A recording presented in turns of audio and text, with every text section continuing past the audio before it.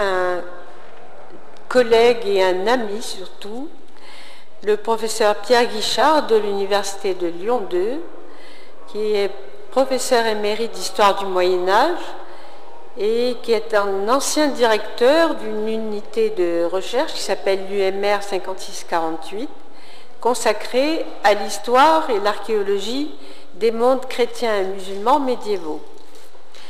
Il a publié plusieurs ouvrages. Il y en a un qui est très utilisé par tous les chercheurs du monde arabe, qui est sa thèse d'ailleurs. Il s'appelle « Structure sociale orientale et occidentale dans l'Espagne musulmane », qui a été publié chez Mouton en 1977. Puis il a publié « Les châteaux ruraux d'Al-Andalus, histoire et archéologie des Hussoun du sud-est de l'Espagne », Les musulmans de Valence, Du parchemin au papier, comprendre le XIIIe siècle dans les mélanges offerts à Marie-Thérèse Lorcin.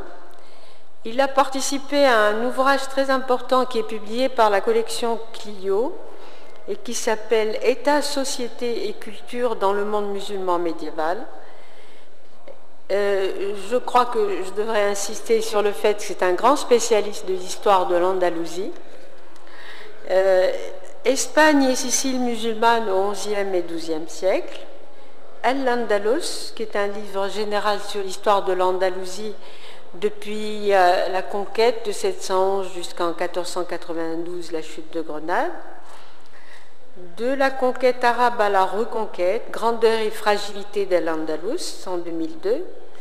Les royaumes des Taïfas en collaboration avec Bruna Sorabia. Les débuts du monde musulman 7e, 10e siècle avec un collègue récemment disparu, le professeur Thierry Bianchi, Mathieu Tillet et notre ami Fawzi Mahfouz. Ce livre a été publié en 2012. Alors, Pierre Guichard, que je connais depuis très longtemps,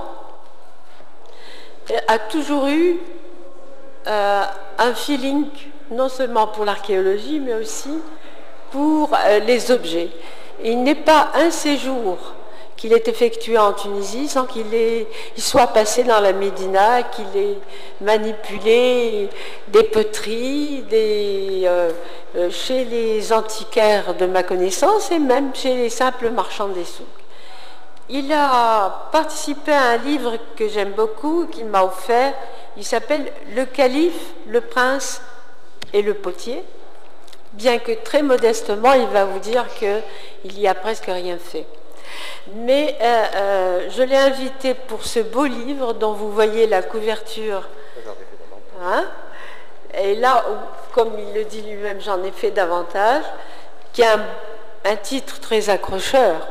Par la main des femmes, la poterie modelée au Maghreb. Alors je vais sans tarder lui donner la parole et j'espère que par la suite nous pourrons lui poser des questions.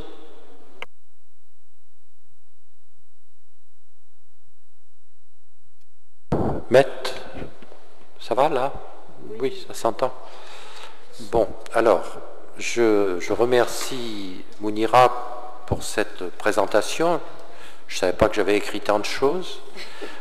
Effectivement, dans le premier livre dont elle a parlé, ce calife, le prince et le potier, j'ai fait un petit... Mais bon, c'est une de mes anciennes étudiantes à ce moment-là qui a géré le livre, mais je n'y suis pas pour grand-chose.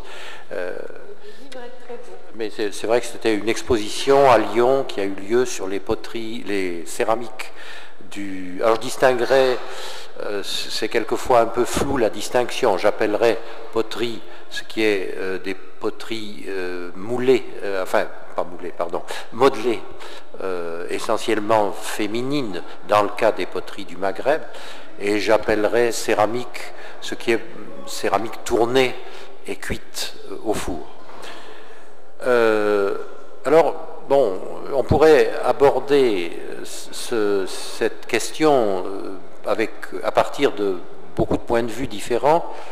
Là, j'essaierai de présenter d'abord peut-être un peu ces objets que tous, je pense, vous connaissez pour en avoir vu, mais peut-être insister, et c'est un petit peu l'originalité, s'il en a une, de ce livre, c'est d'essayer de montrer que c'est un phénomène qui existe à travers tout le Maghreb, depuis le Rif marocain jusqu'au sud tunisien.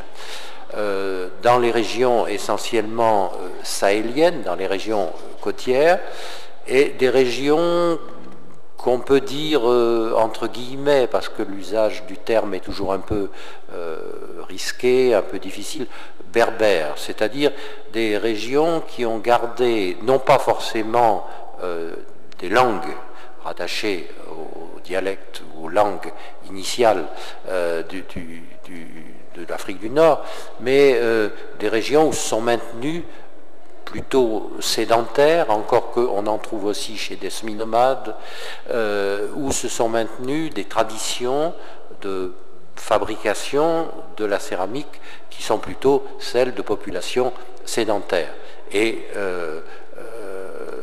qui sont souvent les principaux îlots de ces populations sédentaires, sont souvent des zones qui sont également berbérophones. Mais il n'y a pas de lien obligatoire, puisque tous les atlas marocains, par exemple le Haut Atlas marocain ou Moyen Atlas, ne fabriquent pas cette poterie. Or, c'est des régions berbérophones. Inversement, le Sahel de Sousse, par exemple, dans le Sahel de Sousse, on en a fabriqué beaucoup, on en fabrique encore un peu, et c'est des régions arabophones. Donc, il n'y a pas un lien mécanique, et il faudrait dans chaque cas étudier comment telle ou telle tradition a pu se maintenir et telle autre se perdre, linguistiquement ou technologiquement. Bon, donc ce livre, je vous le présente ici, alors, voilà, c'est ce livre-là. Il a été publié par 2 institutions lyonnaises, le Musée des Confluences, un nouveau grand musée qui vient de se créer à Lyon, qui rassemble des fonds qui étaient déjà plus ou moins rassemblés de plusieurs musées, le musée Guimet de Lyon, puisque à Lyon, le grand musée Guimet de Paris, grand musée d'art asiatique, a eu des origines lyonnaises. Guimet était un industriel lyonnais très riche et qui était passionné d'histoire des religions, passionné aussi des religions asiatiques, et qui a créé, qui a voulu créer, dans la deuxième moitié du XIXe siècle, un musée lyonnais d'histoire des religions. Il a fait des voyages au Japon, en Chine et surtout au Japon. Il a eu la chance de tomber à une époque de révolution au Japon, où il a pu acquérir sans problème, enfin assez facilement, de grandes quantités d'objets. Il a ramené une énorme collection. Mais à Lyon, il s'est trouvé un peu à l'étroit, il s'est mal entendu avec la municipalité, et finalement, le musée, il l'a transporté à Paris. Mais il est resté, il y avait un ancien muséum, alors ce musée Guimet de Lyon a fusionné avec le muséum, il y avait un musée colonial, il y avait un musée qui avait des choses d'égyptologie, et tous ces fonds, finalement, ont été rassemblés, enrichis, pour constituer un grand musée qui s'appelle le musée des Confluences, qui a ouvert il y a 2 ans, et qui est un musée très important, comparable au grand musée de Marseille, le MUSEM de Marseille. Les grandes villes françaises ont voulu se doter de grands musées. Alors c'est un musée qui est un peu particulier, qui a cherché un peu sa vocation. L'idée, c'est un petit peu l'homme et la nature, homme, nature, science, etc., domination de la nature par l'homme. Donc il n'y a pas une définition très très nette, très très claire, ce qui fait qu'il joue sur plusieurs... mais il a des fonds très riches. Je ne sais pas s'il n'y a pas 300 000 objets ou quelque chose comme ça. C'est un musée très riche, beaucoup plus riche que le MUSEM de Marseille. C'est pas parce que je suis lyonnais que je le dis, mais c'est parce que c'est vrai. Mais à mon avis, bon, on ne peut pas tout faire. Enfin, je sais pas. Il s'oriente beaucoup vers des événements, vers des choses frappantes et tout, et peut-être moins qu'à ses débuts vers des problèmes de constitution de ces fonds. Bon, évidemment, c'est moins spectaculaire, et ce livre entre un peu dans une idée qui qui était celle du directeur précédent, Michel Côté, qui était un Canadien, de faire un peu l'inventaire, de réfléchir sur la façon dont s'étaient constitués les fonds du musée. Et c'est un musée, j'y reviendrai, qui a une collection, pas extraordinaire, mais intéressante, de poteries modelées de différentes régions du Maghreb. Bon, je reviens un peu au livre, enfin l'objet du livre. Donc, si ce livre a une originalité, c'est d'essayer de jeter une vue d'ensemble sur tous ces foyers de production maghrébins, depuis le Rif marocain. Hein, donc ici, je ne suis pas très fort pour... Non, on ne peut pas faire...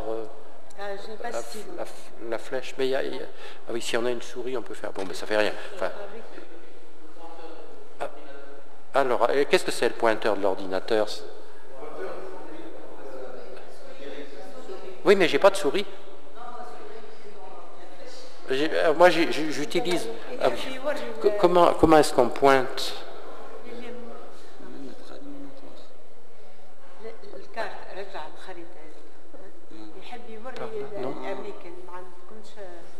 Non. Bon, c'est pas grave. Donc, le Rif marocain, ben, vous voyez où c'est. Il n'y a pas besoin de beaucoup de... Vous savez comment on fait?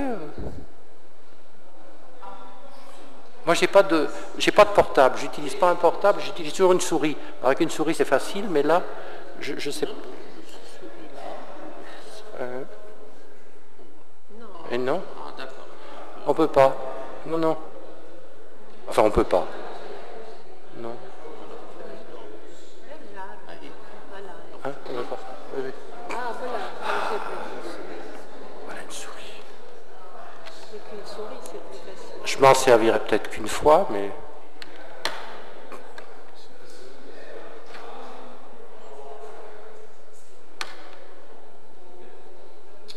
Bon, c'est pas grave. Bon. Si tout le monde vient, on pourra peut-être passer. Eh ben non. Oui. Mais cet ordinateur n'est pas normal, sans doute. Allez, continue, c'est pas grave. Bon, donc, tant pis, on se passera de pointage. Donc, depuis le Rif du Maroc, hein, la côte nord du Maroc, vous l'avez là-dessus.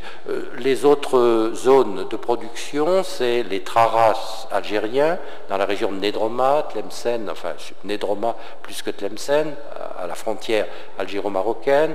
C'est un petit peu c'est tout le massif de Loire-Senis, en Algérie. C'est le Dara aussi, la région de Ténès.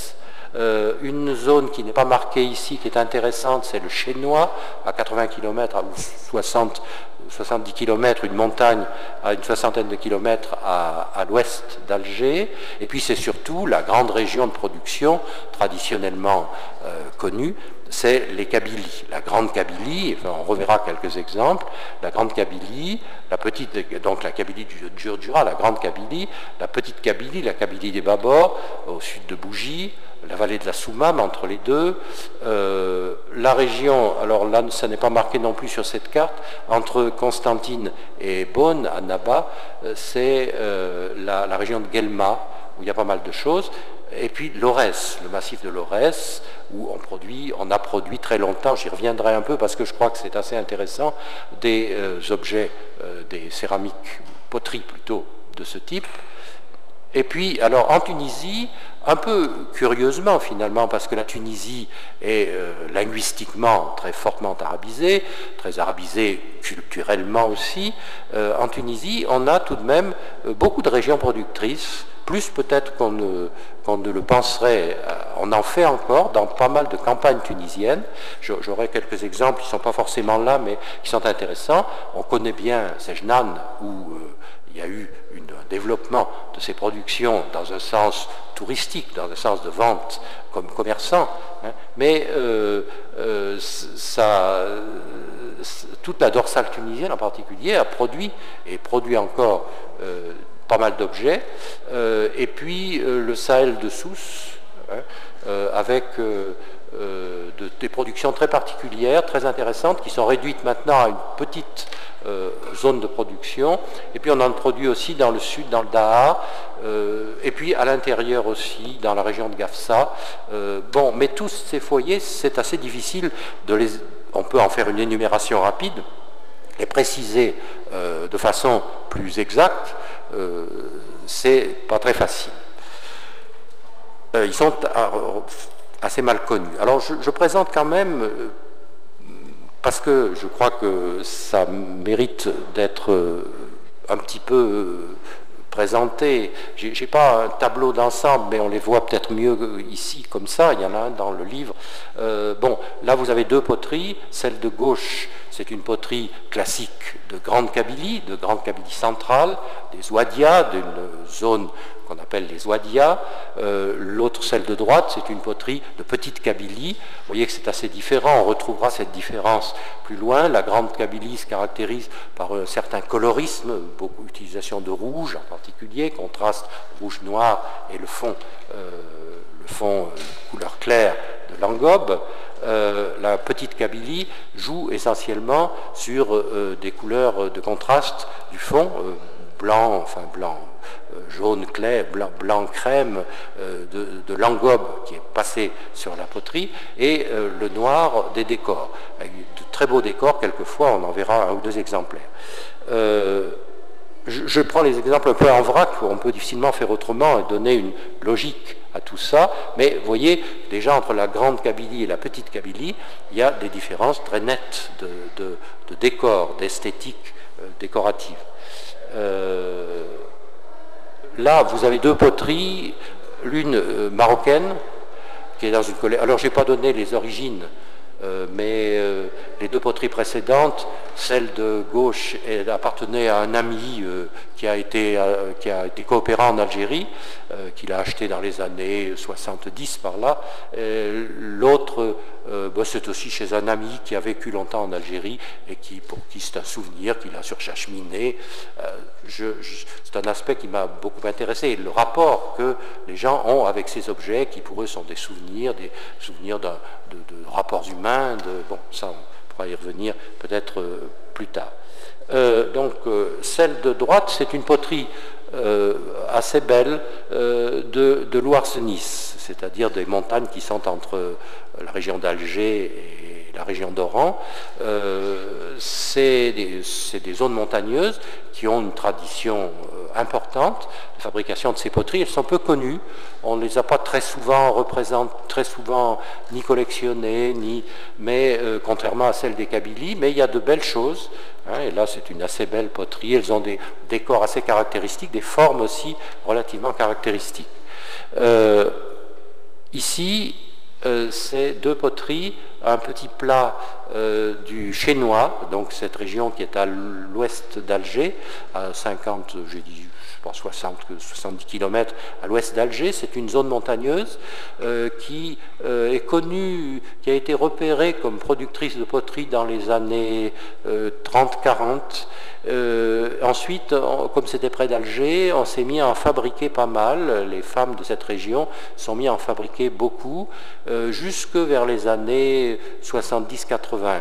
Et on en vendait à Alger. Les Algérois ou les étrangers, touristes, visiteurs, coopérants, etc., allaient à Tipaza qui est à l'extrémité est du Chénois, où il y a un site archéologique, où il y avait des plages importantes, et achetaient ces poteries. Elles sont très belles, très fines comme décor, et on en a fait, jusque ça c'est l'époque classique, c'est un type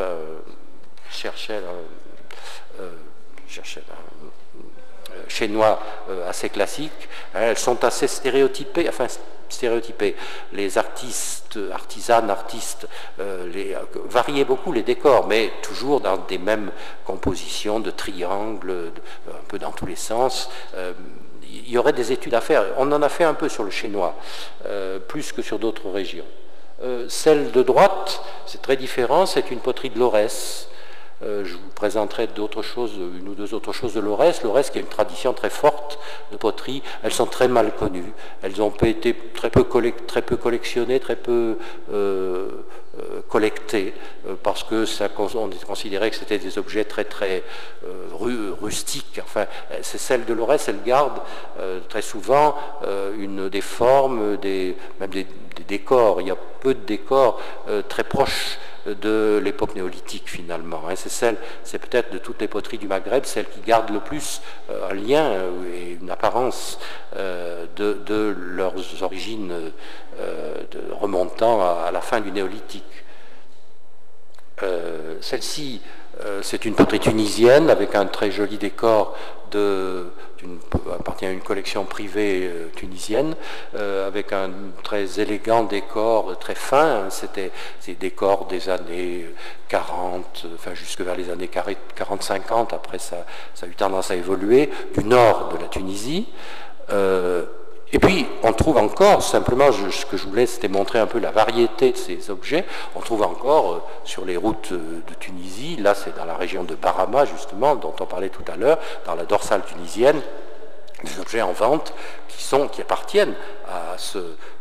Quelqu'un ici connaît bien cette photo, puisque c'est lui qui l'a prise, en tout cas on l'a prise ensemble, et je crois que c'est lui qui l'a prise, et c'est des objets d'usage normal et encore courant dans certaines régions rurales, peut-être pas seulement rurales, de Tunisie.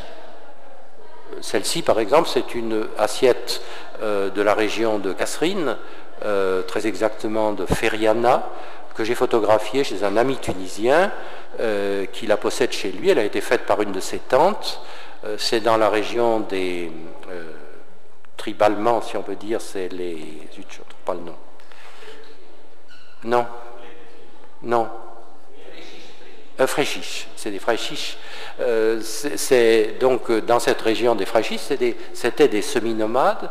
Or là, on trouve des fabrications. Alors, comment, de quelle façon?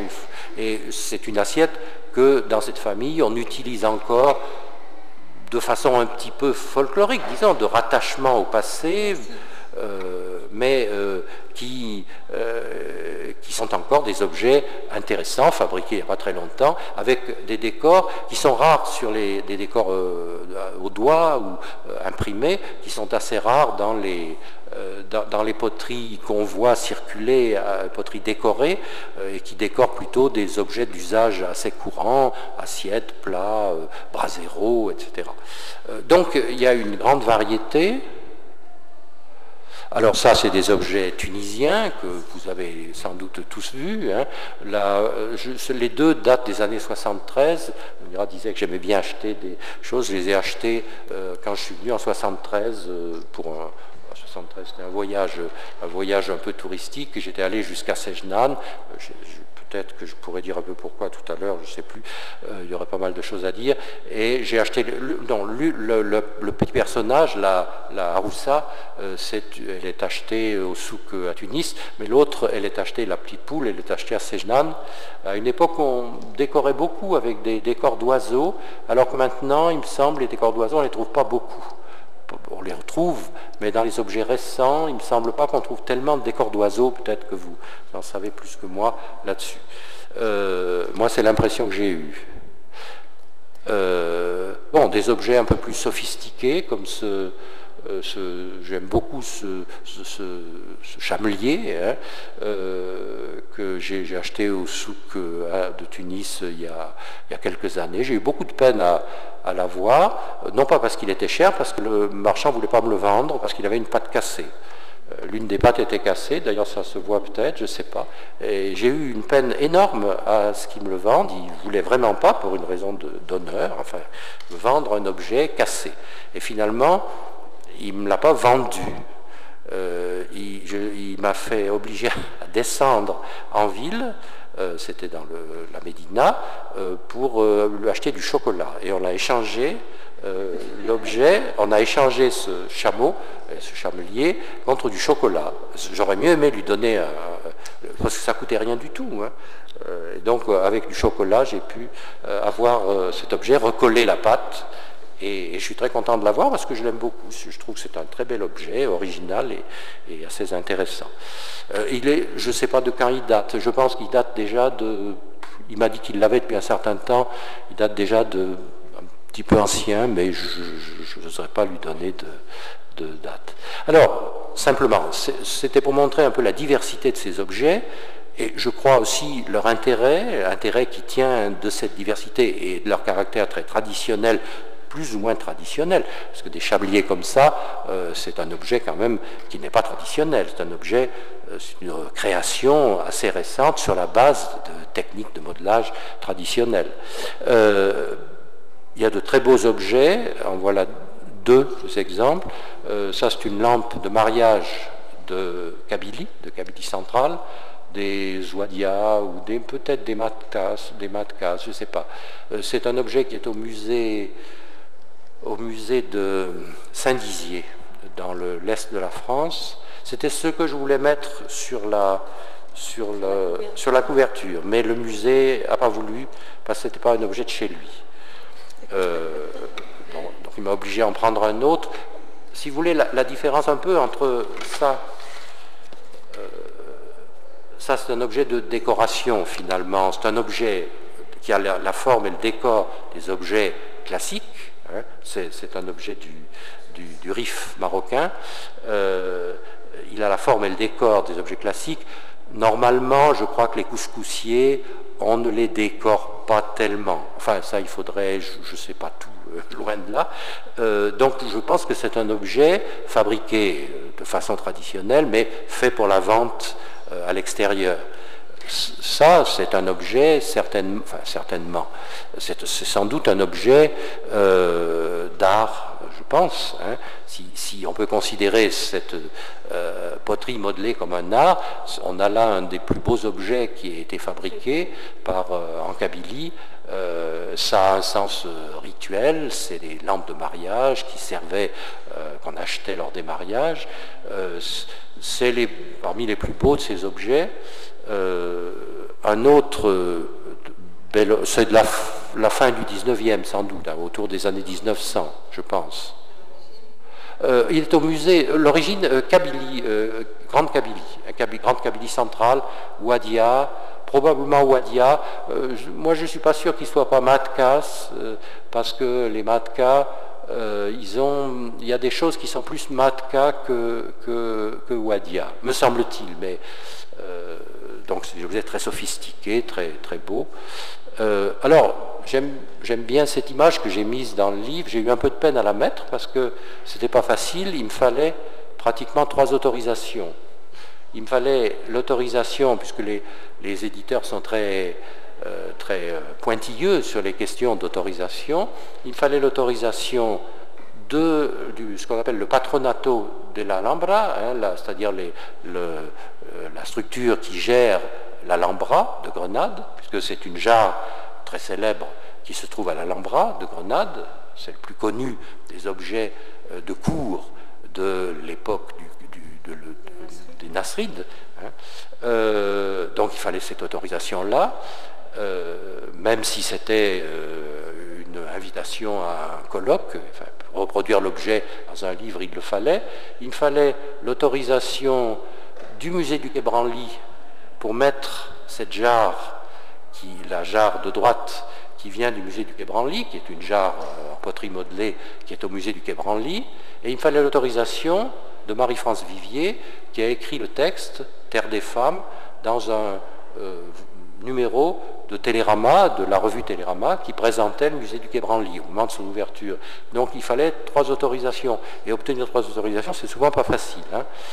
Donc, bon, il est arrivé, j'étais content de pouvoir mettre ça. Pour moi, cette image, finalement, elle illustre bien le fait que ces objets sont beaux.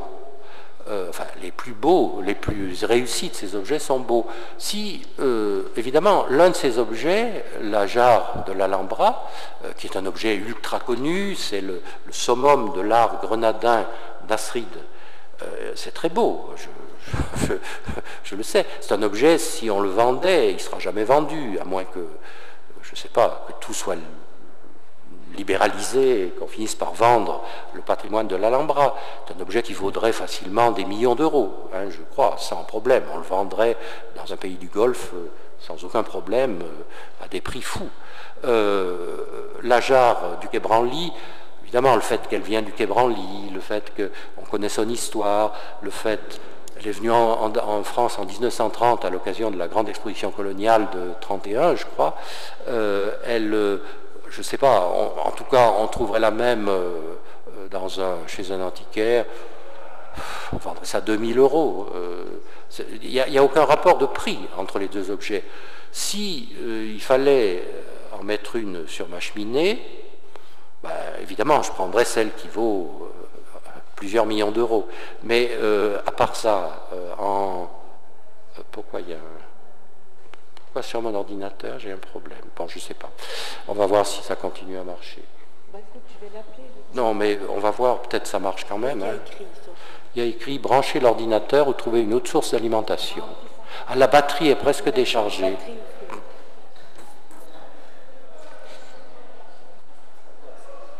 Ça ira? Ah oui, c'est que là, d'accord. Merci. Merci. Bon, je ne sais pas si l'un peut être considéré comme plus beau que l'autre, du point de vue esthétique. Hein, cette jarre. Alors, il faut reconnaître que la photo l'embellit, en quelque sorte. Hein. À voir, elle est exposée au musée du Quai Branly, c'est peut-être moins beau que ça. Mais ce qui est intéressant, c'est aussi l'équivalence, la similitude des deux profils, hein, ces deux objets. L'un est rural des années 30 au fin fond de la Kabylie, l'autre est un art de cour du sultanat Nasrid de Grenade. Bon, ces deux objets sont finalement, comme forme, très semblables. Voilà, alors, bon, ce que je voulais simplement dire, c'est qu'il y a de très belles choses, hein, c'est que c'est un art, me semble-t-il, ce qu'il faut dire à part entière, je ne sais pas, mais c'est vraiment un art, et qui a une immense variété, et qui a produit de très beaux objets. Alors, pourquoi est-ce que j'en suis venu à m'intéresser à ces objets plutôt que, je ne sais pas moi, aux statues de la Chine du Sud ou bon, ben, parce que simplement j'ai eu pas mal de rapports avec le Maghreb au cours de ma carrière, mon parcours, rapports qui ont souvent eu lieu avec la Tunisie et avec Mounira et l'université du 9 avril. Mais l'origine d'une sensibilisation ou une interrogation sur ces objets, elle est plus ancienne, elle vient de ces deux poteries qui sont des matkas de Grande Kabylie et qui m'ont été apportées par un de mes cousins qui faisait son service militaire en Kabylie en 60-61 et qui était instituteur, il faisait son service comme instituteur. Et il m'avait parlé je le dis dans le livre, dans une de ses lettres, à cette époque on écrivait encore, pas par mail, il m'avait dit, c'est curieux ici, il y a une potière qui fait toute la batterie de cuisine du village. Le village c'était Aïssa Ouziane, un des 50 villages, la cinquantaine de villages des Matkas. Actuellement, il y a deux communes qui forment l'ensemble qu'on appelle Matkas, hein, et c'était les Matkas, un groupe tribal, enfin, c'est assez difficile à définir exactement, et il m'avait apporté ces deux poteries que moi j'ai trouvées belles, mais j'en avais jamais vues, je ne sais pas bien ce que c'était, j'ai fait attention à ne pas les casser, j'ai toujours regardé assez soigneusement, il me rappelait une période où j'avais eu l'occasion d'aller en Algérie, où j'étais assez sensibilisé à tout ce qui en venait, et puis il s'est trouvé que par la suite, alors c'est peut-être un peu l'origine du livre, très lointaine, s'il n'y avait rien eu d'autre, le livre n'aurait peut-être pas existé, mais peut-être s'il n'y avait pas eu ça, il n'aurait peut-être pas existé non plus.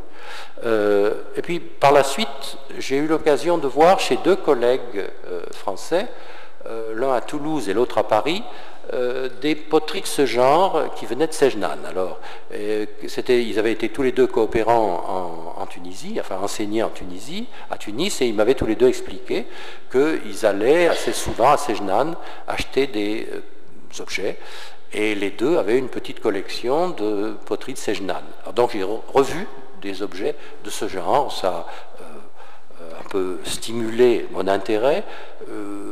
Quand j'ai eu l'occasion d'aller pour la première fois en Tunisie, je crois que c'est la première fois en 73, j'étais allé à Sejnan, j'avais acheté 3 ou 4, ou 5 ou 6 même, objets de Sejnan.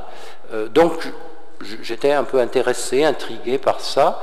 Puis il s'est trouvé qu'à Lyon, j'étais dans une université où j'avais des collègues qui s'intéressaient aussi aux poteries.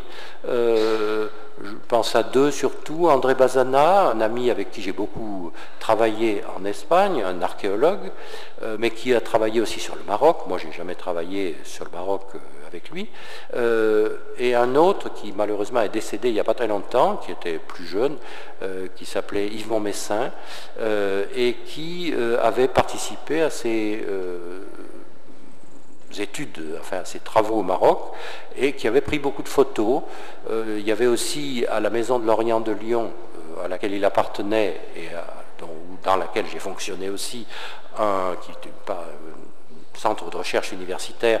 Il y avait aussi une petite collection, j'en remonterai peut-être un ou deux, pas très spectaculaires, mais de poteries qui avaient été ramenées du Maroc dans les années 80-90, dans un but d'ethno-archéologie, puisque à la Maison de l'Orient, il y a tout un ensemble d'archéologues qui travaillent sur les époques très anciennes et qui s'intéressaient à la façon dont on produisait les poteries au néolithique, et qui avaient donc ramené du Maroc des objets. Celles-ci, elles sont encore au Maroc, enfin, elles ne sont peut-être plus au Maroc, mais elles ne sont pas été amenées à Lyon. C'est des jarres, des Beni Mesgilda, d'une zone du Rif, qui produit encore pas mal d'objets. Et puis, il y avait aussi à Lyon un musée, le grand musée dont j'ai parlé tout à l'heure, qui a une collection intéressante, assez variée, assez diverse, de poteries modelées, ramenées à différentes époques et de diverses origines.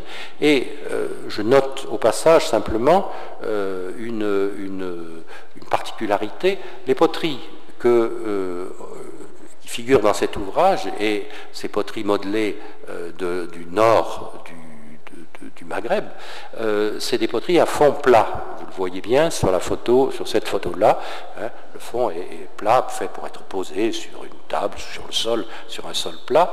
Les poteries, alors au musée des Confluences, dont j'ai parlé tout à l'heure, on a quelques poteries, pas beaucoup, mais ça permet des comparaisons, ça peut être intéressant, qui viennent du Sahara. Celle-ci vient du Sahara algérien, de la région de Timimoun, et c'est une autre sorte de poterie. C'est des poteries qui sont d'influence, alors que les précédentes, les poteries à fond plat, sont plutôt d'influence méditerranéenne, on dit quelquefois italo-sicule, Italie, Sicile, à travers, enfin avec des influences plus lointaines qui viennent sans doute du Proche-Orient. Là, c'est des influences plutôt africaines, d'Afrique noire, avec ces fonds bombés qui sont faits pour être posés sur des sols assez meubles, dans le sable éventuellement, qui sont assez différentes. Celle-ci, j'en ai donné un ou deux exemples par comparaison, mais c'est pas l'objet du livre. Alors, je dis c'est pas l'objet du livre, justement, il y a des choses dans lesquelles je ne suis pas entré, j'ai pas tellement essayé d'entrer dans ce livre. C'est d'abord la question des origines. C'est une question très complexe qui mériterait sans doute beaucoup de travaux. Bon, on sait qu'on a commencé à fabriquer ces poteries à la fin du néolithique. On sait pas beaucoup de choses. On a très peu de poteries attestées archéologiquement de ces époques les plus anciennes. On en a quelques-unes dans des sites surtout algériens, Tidis, par exemple, au nord pardon, de l'Aurès. C'est celles que vous avez ici à gauche, qui viennent de cette... et qui sont donc des poteries pré-romaines, mais qui ont pu perdurer jusqu'encore à l'époque romaine, mais qu'on trouve très peu sur des sites romains. Bon, c'est des poteries qui se conservent mal, elles sont fragiles, les décors tiennent mal, donc on a eu la chance d'en trouver quelques exemples dans des tombes, mais on en possède très peu. Et surtout, entre cette époque, disons, pré-romaine ou encore du début de l'époque romaine et l'époque actuelle, on n'a rien pratiquement. En fouille, on en trouve éventuellement, mais on les a très peu étudiés. Et on est bien obligé, alors dans cet ouvrage, moi je n'ai pas voulu entrer dans cette question des origines parce qu'elle est très difficile. J'ai pris les poteries au moment où on commence à les connaître, bien que elles présentent quelquefois des similitudes assez marquées, assez intéressantes avec ces décors très anciens. Si on compare le décor de cette petite jarre qui est une jarre de Djémila, Djémila c'est un... On dit Djémila, en fait Djémila c'était un site romain qui se trouve entre l'Aurès et l'extrême sud-ouest, nord, à l'extrême nord-ouest de l'Aurès, au sud de... Oui, même... C'est entre l'Aurès et la petite Kabylie, finalement. Et vous voyez que les décors qu'on trouve sur ces poteries, qui ont été trouvés sur ces poteries très anciennes, ça ressemble assez à ce décor de cette jarre que vous avez à droite, qui est une jarre, donc de celle à peu près la même région, une petite jarre, de cette région un peu indécise entre Aurès et petite Kabylie. Alors, autre problème. Donc j'ai un peu laissé de côté le problème des origines, même s'il mériterait d'être traité. Autre problème dans lequel je suis très peu entré, peut-être pas assez, c'est la question des dénominations. Ces objets portent des noms souvent d'origine berbère, mais qui varient suivant les régions. Bon, il y en a qu'on connaît bien, on appelle assez couramment cette poterie ici à gauche, qui est de la région du sud de la Grande Kabylie, le versant sud du Jura. On parle de taboukalt, hein, c'est une forme très classique avec un bec verseur relié par un pont au corps de la pièce. Mais ça se complique parce qu'on en a fabriqué un peu de toutes les formes. Ici vous avez une poterie de la région de Guelma en Algérie, d'un foyer de production qui a beaucoup produit très tardivement, c'est le plus tardif des foyers découverts progressivement, qui a produit après l'indépendance de l'Algérie, dans les années donc 65 à 70-80. Il y avait à ce moment-là beaucoup de gens qui passaient en Algérie, de coopérants de diverses régions, et ce foyer a beaucoup produit. Mais produit assez curieusement essentiellement des vases fermés, pas de plats. On a très peu de plats, ce qui veut dire que probablement c'était une production très standardisée, reliée à ses origines, aux origines des productions de cette région, mais avec des compositions un peu différentes, avec cette espèce de partie. Là, c'est un double taboukalt. Donc, pour certaines productions, on a des noms assez bien connus et qu'on peut utiliser. Pour d'autres, c'est plus difficile. Là, vous avez un triple présentoir, qui est une forme assez fréquente dans ces objets, les objets de ces poteries modelées. C'est un assez bel objet, un joli présentoir qui est au musée des Confluences à Lyon, dans la collection du musée, de l'ancien musée colonial, qui est intéressante parce que on connaît le nom du donateur. C'était un administrateur en Kabylie dans les années 20-30 à peu près, autour des années 30 probablement. On a son nom, si on faisait un peu des recherches on pourrait en savoir davantage. On a même le prix, je crois, de l'objet, alors je ne sais plus lequel il est, mais donc c'est un objet intéressant parce qu'on sait d'où il vient à peu près, à quel prix il a coûté à ce moment-là, mais comment l'appeler? Alors ces objets ces présentoirs, là j'en ai mis un exemple, ces présentoirs, lorsqu'ils sont simples, on les appelle des mesred, c'est le nom kabyle, je ne sais pas comment il s'appelle à Sejnan, ou... C'est le même mot qu'on utilise.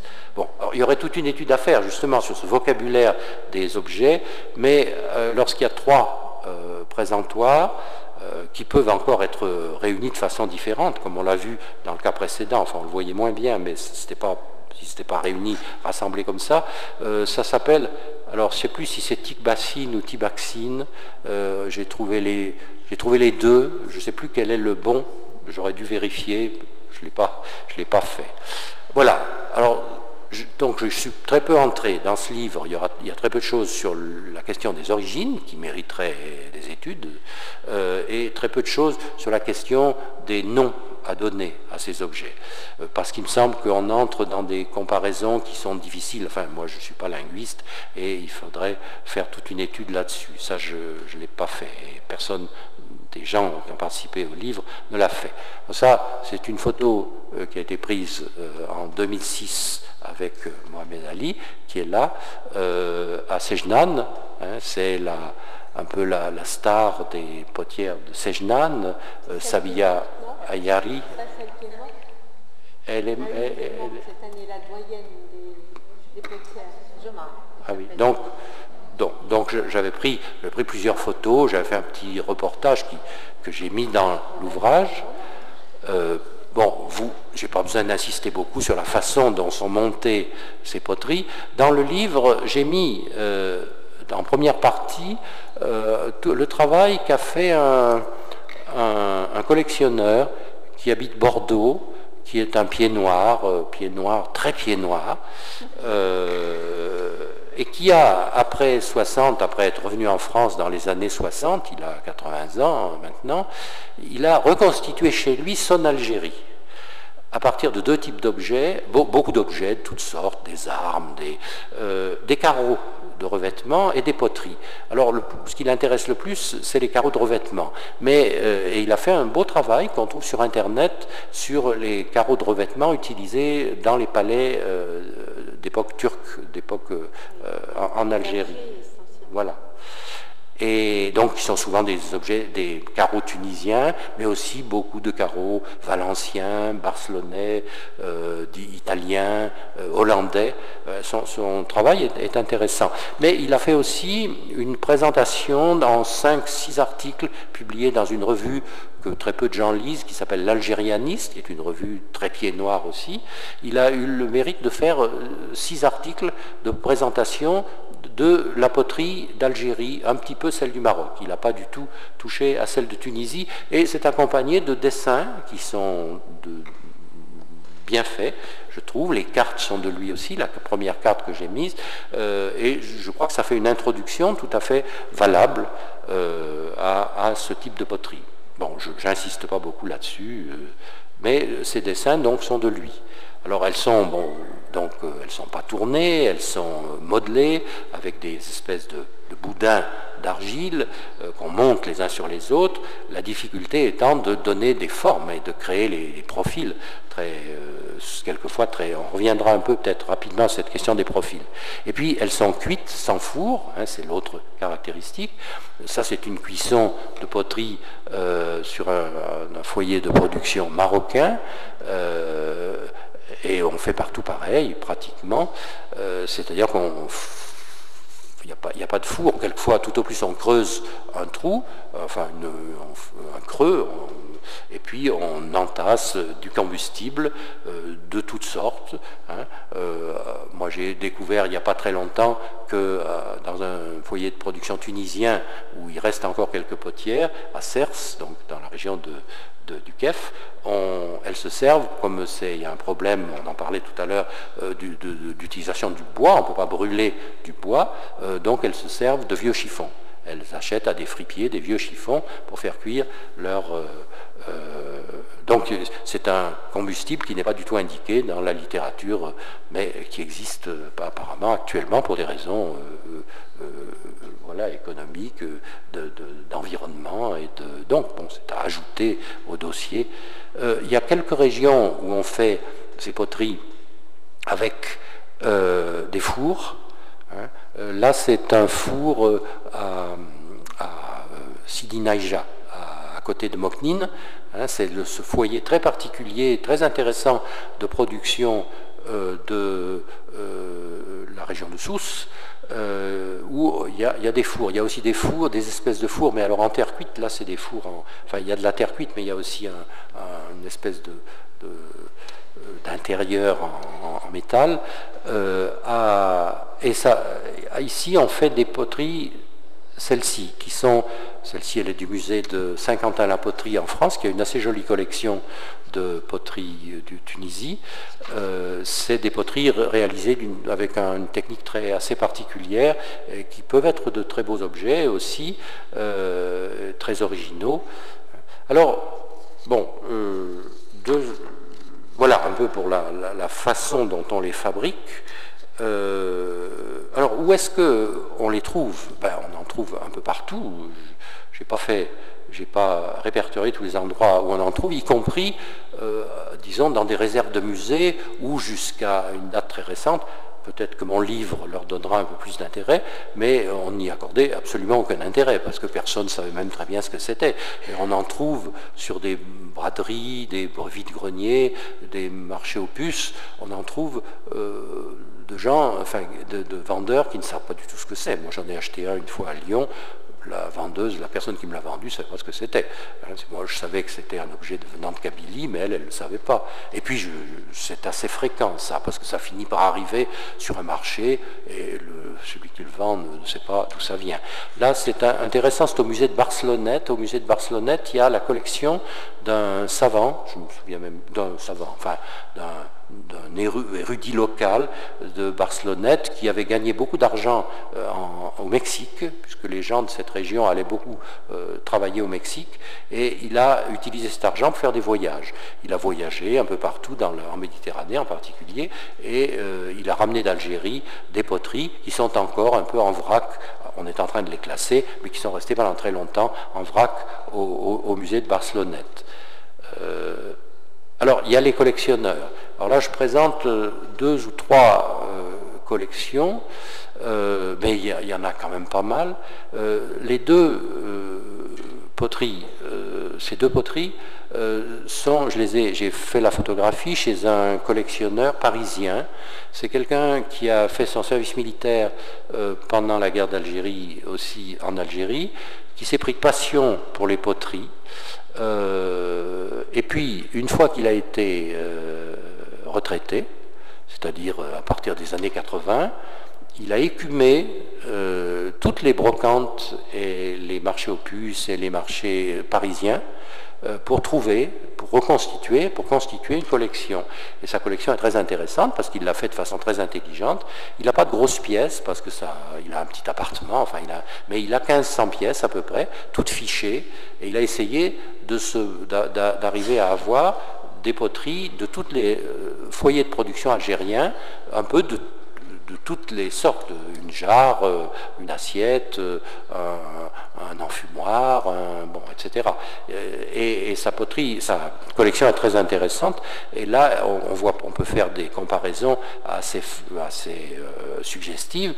On retrouve là la différence entre le colorisme des poteries de Grande Kabylie à gauche, et les très belles poteries de Petite Kabylie, comme ici à droite, avec des formes très, très, très fines, très raffinées, et des décors géométriques très beaux aussi, très simples, jouant seulement sur le contraste de la couleur sombre et de la couleur claire. Donc, voilà, j'ai eu la chance, par exemple, que ce collectionneur parisien me donne la possibilité de photographier tout ce que je voulais. Il a dans le livre il avait fait plusieurs textes. Moi, il me les a donnés, j'en ai recomposé à partir des textes qu'il avait fait. J'en ai recomposé un qui figure sous son nom et qui est assez intéressant sur pourquoi il est collectionneur, ce qui l'intéresse dans le rassemblement de ces objets.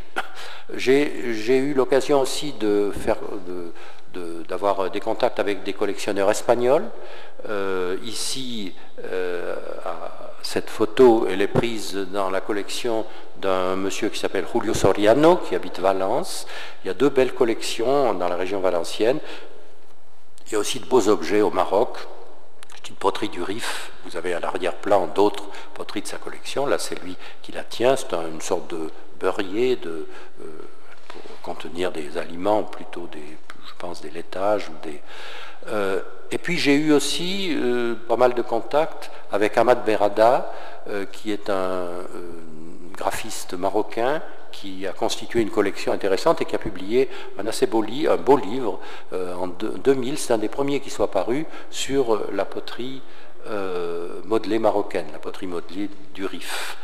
Et là, c'est une page de son livre où on voit, il met bien en évidence la qualité et la beauté de ces objets, avec le jeu des couleurs, enfin, sur le fond noir, ou avec plusieurs objets présentés. C'est un livre de très bonne qualité que moi j'ai découvert à l'aéroport de Rabat. Il me restait juste de quoi l'acheter, je l'ai acheté, il était assez cher. Il y a eu d'autres travaux que ce livre. Il y a eu une exposition du musée du Quai Branly qui s'appelait Hideki, Art des femmes berbères, c'est celle-ci, qui présente un peu curieusement, on lui a reproché quelquefois, une de ces poteries fabriquées pour les Européens, fabriquées pour la vente à l'extérieur. C'est déjà les jarres traditionnelles comme celles que vous avez vues tout à l'heure. On leur a ajouté un pied à la fin, très vite, dans la deuxième moitié du XIXe siècle, pour une vente à l'exportation et surtout à des colons européens. Est-ce qu'on les a aussi utilisés sur place? C'est pas impossible, hein. Mais on considère généralement que le pied qu'on lui a ajouté à la base servait était le signe, si vous voulez, d'une transformation de l'objet en fonction d'une exportation qui n'était pas du tout dans la tradition. Bon, il y a un bel ouvrage tunisien, celui de Nouzaskik, qui a participé au livre, et Adnen Louichi, sur les potières de Sejnan. Bon, donc j'ai évidemment utilisé, j'ai tiré profit de ces ouvrages qui existaient, mais encore une fois en essayant de voir un petit peu dans l'ensemble ce que ça donnait. Il y a des travaux, il n'y a pas beaucoup de travaux un peu approfondis sur telle ou telle production, hein. Ces livres sont relativement récents. Avant, il y avait eu une bonne étude sur les potières de Tunisie, sur les poteries de Tunisie, de... Comment est-ce qu'elle s'appelle? Gobert? Non, Véronique Fayolle. Véronique Fayolle. Alors, son but est plutôt ethno-archéologique, c'est-à-dire de comparer les poteries des sites algériennes dont j'ai parlé tout à l'heure, du néolithique, et les poteries tunisiennes récentes. Hein. Elle essaye plutôt de faire le joint entre les deux. Mais il y a beaucoup de choses intéressantes, et par exemple, elle note, pour l'époque et pour les poteries à l'époque où elle les étudie, c'est-à-dire dans les années 90, elle note le fait que les formes carénées, par exemple, qui sont difficiles à produire, difficiles à fabriquer, disparaissent progressivement. Hein. Là, c'est une bonne photo, qui est plutôt, alors je crois, dans le livre de Nouzaskik que dans celui de... Mais elle traite beaucoup la question de ces formes carénées, pardon, je raisonnais, oui, comme moi j'ai les deux images, je raisonnais sur une image que vous n'aviez pas sous les yeux. Donc, ces formes assez particulières, en particulier au nord de la Tunisie, hein, ces formes carénées que vous avez là, et donc voilà un exemple, c'est une poterie que j'ai achetée à Nabeul, qui vient des Mogotes, qui vient du nord de la Tunisie, que j'ai acheté à Nabeul il y a une quinzaine d'années peut-être, et ces formes carénées qui remontent alors, elles, vraiment à l'époque néolithique. Voilà un peu des questions que j'ai essayé de traiter dans le livre, et puis une question qui m'a particulièrement intéressé, je suis un peu parti de là parce que j'avais eu la chance de tomber sur quelques articles intéressants, c'est l'intérêt qu'on a accordé à ces poteries. C'est un intérêt très sporadique. On n'a pas étudié de façon très approfondie ces objets avant des époques assez tardives. Il y a quand même des choses intéressantes. Il y a d'abord des images qui apparaissent dans des ouvrages, dans des publications anciennes. Par exemple, ici, vous avez une image qui se trouve dans je crois que c'est Le Tour du Monde, de la revue Le Tour du Monde, si je ne me trompe pas, de 1857, si je ne me trompe pas non plus, d'un militaire français qui raconte une excursion en Kabylie. Il a traversé de part en part la Kabylie, le commandant Duhousset, par ailleurs, je ne connais pas, on pourrait peut-être retrouver plus d'informations sur lui. Avant la grande révolte de 1871 en Kabylie, à une époque où, semble-t-il, les rapports, enfin, il n'y a pas de problème, semble-t-il, pour traverser la Kabylie pour un militaire sans escorte, hein, raconte son voyage et il donne des dessins. Alors comme on le faisait à l'époque, il dessinait sans doute pas mal, ensuite le dessin est repris par un dessinateur et on en fait une gravure et c'est comme ça qu'on illustre dans ces années du milieu du 19e siècle ces récits de voyage dont on a des centaines et des centaines dans des revues comme Le Tour du Monde. Dès cette époque, on voit que deuxième moitié du 19e siècle, que ces poteries sont un peu symboliques d'une civilisation particulière. Ici, c'est une photo intéressante, parce que c'est une photo prise par un personnage qui était un parent de Napoléon III, le prince Roland Bonaparte, qui était, je crois, un neveu de Napoléon III, si je ne me trompe pas, qui est resté en France après la chute de l'Empire, et qui se piquait, qui était effectivement d'anthropologie, d'ethnologie. Il a fait énormément de photos, dont celle-ci, qui est une assez belle photo. Des photos, oui, orientalistes, mais oui, orientalistes, et puis anthropologie en général, parce qu'il a photographié aussi. Là, c'est une assez jolie photo d'une femme kabyle, alors est-ce qu'elle est bien kabyle, je ne sais rien, je ne peux pas vérifier, et d'une jarre kabyle, qui donc est, pour l'époque, représentative de l'objet emblématique de cette civilisation. Alors, bon, il y a cet aspect-là que j'ai essayé de développer un peu. Il y a d'autres articles intéressants. Alors, au fond, qu'est-ce qu'ils nous apprennent, ces objets? Qu'est-ce qu'on peut essayer d'en tirer? D'abord, des informations d'ordre plutôt, on pourrait dire, ethnographique. Hein. Ici, vous avez une photo d'un enfumoir. Bon, c'est un objet, enfumoir à abeilles, qui n'est pas très représenté dans les collections. On en trouve assez rarement parce qu'il n'a pas beaucoup intéressé. Souvent, ils étaient peu décorés, mais certains sont décorés. Celui-ci est marocain, du Rif. Même, bon, je ne veux pas dire du mal de quelqu'un que j'aime bien, parce qu'on a beaucoup travaillé ensemble, c'est André Bazana, donc, qui m'a donné un très bon article, une très bonne contribution au livre, avec qui j'ai beaucoup travaillé longtemps. Alors, je ne veux pas dire du mal de lui, c'est pas du tout mon but ici, mais dans son article, dans sa contribution au livre, il parle d'une collection, la collection constituée par Ada Ricard, la fille du personnage qui était responsable de l'artisanat dans le protectorat marocain, et il dit, elle fait des listes un peu des listes un petit peu d'objets de toutes sortes, certains, il a l'air de dire, sans beaucoup d'intérêt, des enfumoirs par exemple. Or, ça m'étonne un peu d'André Bazana, parce qu'André Bazana est archéologue, or c'est un objet qui est très intéressant, parce que c'est la seule moyen de se procurer du sucre dans ces civilisations rurales, c'était les abeilles et c'était les enfumoirs. Donc, d'un point de vue ethnologique, si vous voulez, c'est intéressant, ce serait intéressant d'avoir des collections d'enfumoirs. Bon, ensuite, je ne sais pas ce qu'on ferait cette collection d'enfumoirs, mais il y aurait une étude à faire un petit peu sur l'utilisation du miel et la fabrication du miel dans ces sociétés rurales du Maghreb. Il y a toutes les fabrications du pain, des galettes, etc. Ça, c'est une photo qui m'a été donnée très gentiment par Dorothée Gruner. Dorothée Gruner, elle a fait un bon livre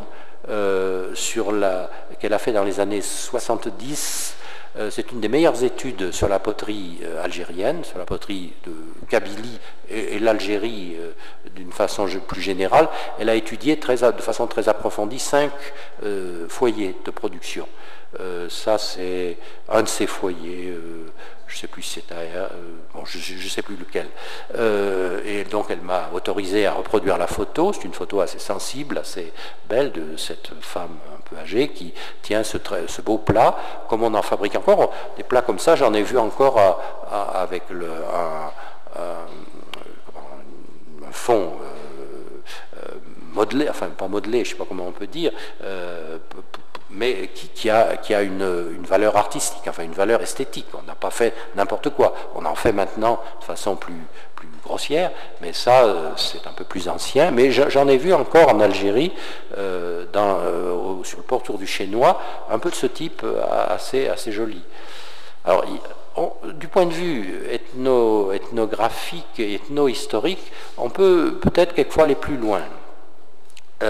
Ici, on a combien j'ai parlé? J'ai encore 5 minutes. Bon, ben ça va aller si j'ai encore 5 minutes. On a ici un très beau, je ne sais pas comment l'appeler, hein, parce que encore une fois, c'est question de répertoire et de dénomination, je ne les ai pas particulièrement approfondis. C'est un objet qui vient de l'Aurès. Ici à gauche, c'est une espèce de quadruple taboucalte eurasien, qui a une partie cassée, qu'on ne voit pas bien d'ailleurs. Je ne l'ai jamais eu entre les mains, j'ai vu que des photos, c'est un peu dommage. Et puis à côté, vous avez une autre poterie de Lorès, certainement moins intéressante. Cette poterie de Lorès, cette quadruple bouteille, elle a l'intérêt, elle est au musée des Confluences de Lyon, dans la collection de l'ancien musée colonial de Lyon, et elle a une petite inscription, qui est celle-ci, Douar Khassira, Ammar Ben Ammar, Oukaf, Ouled Hellal, Potao, 1922.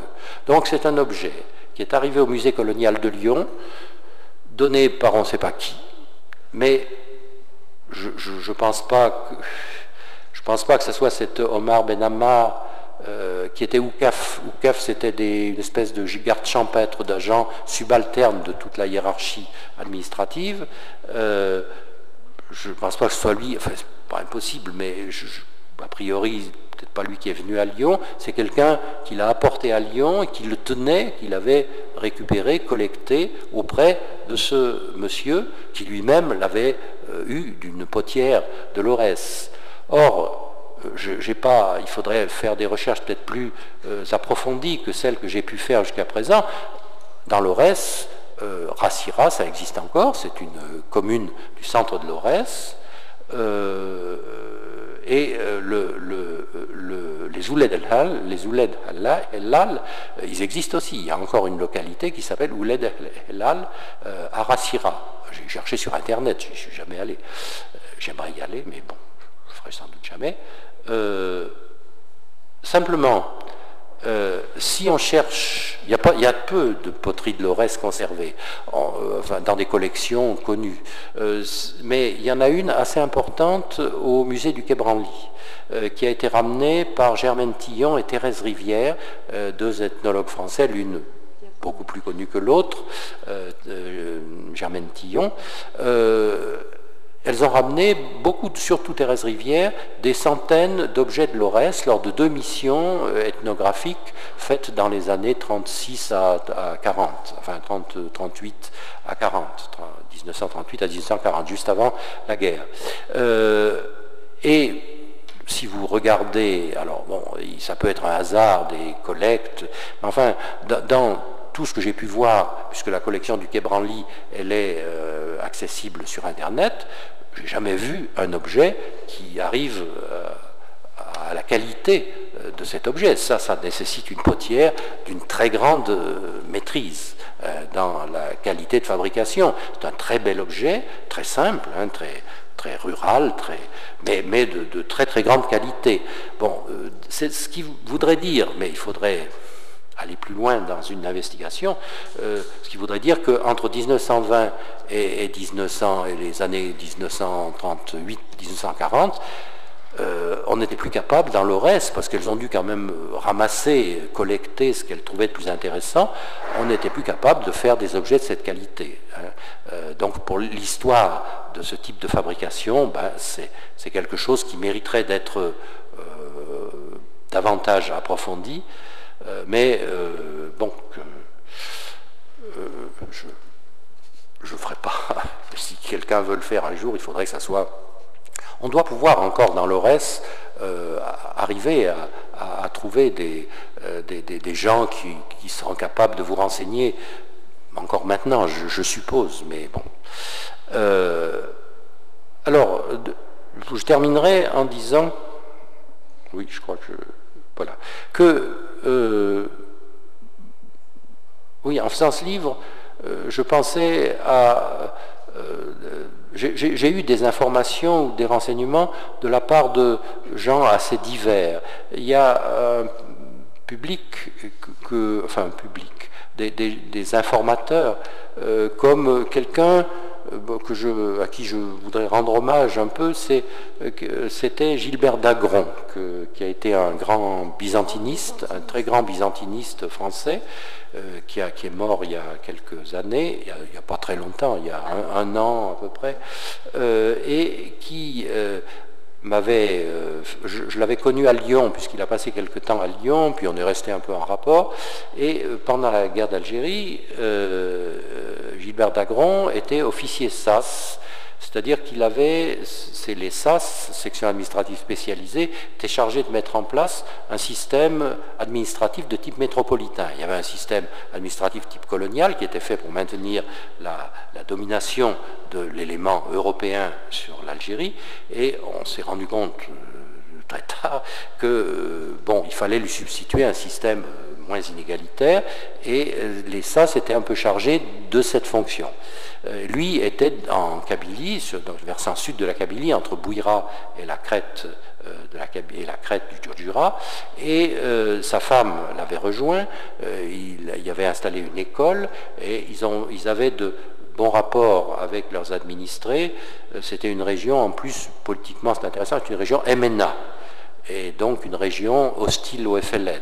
Donc, politiquement, ça favorisait, et en tout cas, il avait d'excellents rapports avec ses administrés, et les femmes leur ont donné une collection, leur ont donné une quarantaine de poteries, qu'il avait chez lui. Alors je trouvais assez émouvant, pour lui c'était une période très passionnante, très, à la fois dramatique et très passionnante de sa vie, et chez lui il y avait d'un côté, j'aime bien cette photo qui figure dans le livre, mais on l'a coupée malheureusement, considérant que c'était les poteries qui étaient intéressantes et pas l'entourage. Je trouvais intéressant d'avoir chez un grand universitaire français, d'un côté des livres très érudits, et au-dessus ces poteries qui remontent au néolithique, des poteries d'un autre âge en quelque sorte. Donc la juxtaposition des deux me paraissait intéressante, ça a sauté dans le livre pour des raisons de mise en page. Bon, alors je terminerai, parce que je n'ai pas la fin là, je ne sais plus très bien ce que j'ai. Oui, si, sur au fond, la signification que peut-être ces objets conservent encore leur fabrication, leur conservation, leur existence dans les 3 pays du Maghreb.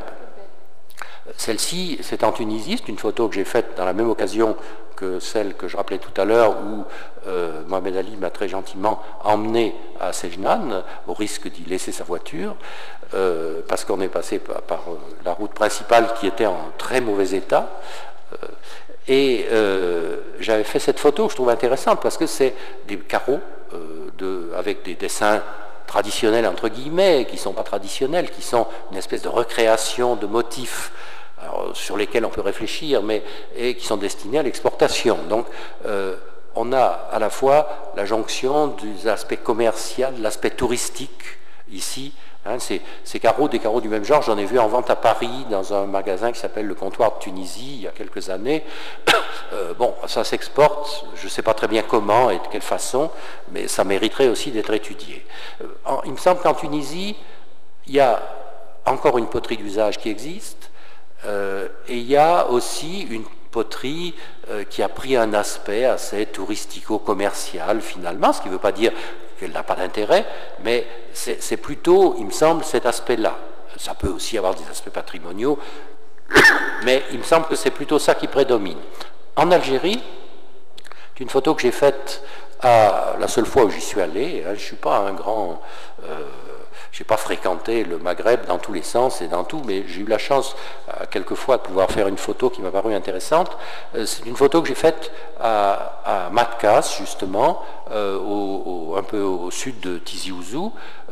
J'avais été invité, la seule fois où j'y suis allé, j'étais invité par quelqu'un qui s'intéressait, par un collectionneur d'une part, qui a une immense collection à Tizi Ouzou, et puis par une autre personne qui est un peu animateur culturel, et qui m'avait invité, j'étais entré en rapport avec lui, et j'ai eu la chance de pouvoir y aller, et c'était pour une fête qui s'appelle la fête de l'Olivier, qui est une fête nationale, mais qui là prenait un aspect assez identitaire. Identitaire en deux sens, c'est que d'une part, on avait invité des danseurs et musiciens et de l'Aurès, et chanteurs de l'Aurès, donc berbérisme des deux côtés, hein, les gens portent les petites filles ou même les jeunes filles ou même des femmes plus âgées portent la tenue traditionnelle.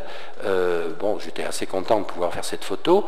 Et puis, alors, sur les stands, il y avait un stand de poterie, il y avait plusieurs stands, mais il y en avait un assez important de poterie, et ces poteries, elles portent des signes, elles sont surchargées de signes dont certains sont très identitaires, comme, je ne sais pas comment on l'appelle, mais la lettre qui est, je crois, la dernière lettre de l'alphabet Tifina, qui est aussi une marque très identitaire et forte de berbérisme.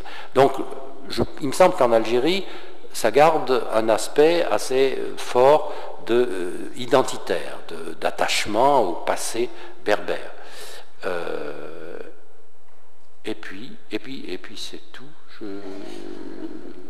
Ben c'est tout.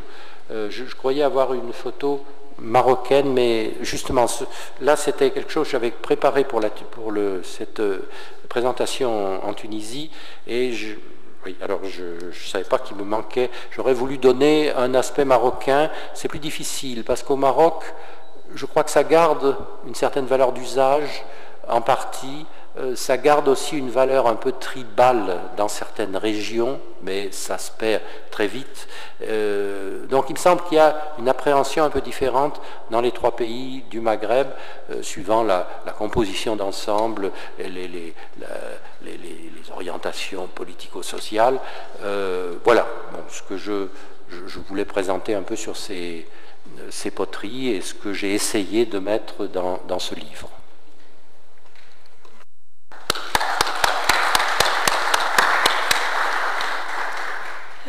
Merci beaucoup, Pierre, pour cette belle présentation. D'abord parce que en Tunisie, on pense tout de suite poterie modelée Sajnan, hein. Et d'autre part, parce que ce qui m'a particulièrement intéressé, c'est pas tellement la variété des styles, puisqu'il y a effectivement des permanences, disons, berbères, concernant les triangles, etc. Ce qui m'intéressait, moi, c'est les différences de coloris. Et je voulais te poser une question là-dessus, mais je ne vais pas accaparer la parole, parce que je pense que d'abord, il y a dans le public des gens beaucoup plus compétents que moi, n'est-ce pas, Adnen, pour parler de cette magnifique collection que nous avons la chance de voir, et surtout dans une perspective maghrébine et non plus seulement tunisienne. Alors, qui veut poser des questions? Ah, ici, Hamad, et vous vous présentez, s'il vous plaît. Kherdine Annabi, archéologue à la retraite de l'Institut national du patrimoine, à la retraite. Merci, professeur, pour ce tour d'horizon maghrébin. C'est vrai que personnellement, je suis loin de cette spécialité, de cet aspect, mais à travers mes collègues à l'Institut, Nozhaski en particulier, qui nous a initiés à Sajnen. Il y a deux questions qui m'ont toujours préoccupé. Tout d'abord, concernant les centres de production, je pense au Gabon. Nous savons que le Gabon est encore un centre important de petits centres urbains, de villages d'origine berbère, mais on ne parle pas de cette production. Bon, je ne la connais pas, je n'ai aucune idée s'il y a un grand... Mais je sais que dans l'Antiquité, le Gabon est un très grand centre de production de céramique. Est-ce que la période punique, la période romaine ont effacé, ou bien est-ce qu'il y a ce problème-là?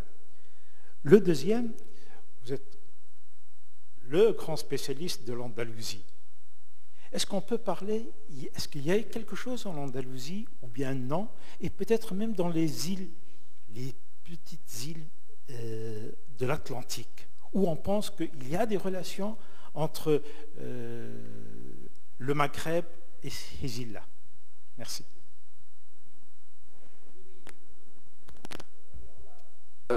Votre première remarque, c'était le Gabon. Bon, alors là, je crois qu'il faudrait des études région par région. Et d'autre part, le problème, j'essayais de l'indiquer rapidement tout à l'heure, c'est que finalement, entre les époques où on trouve ces poteries modelées très anciennes et l'époque actuelle, on n'a malheureusement presque rien.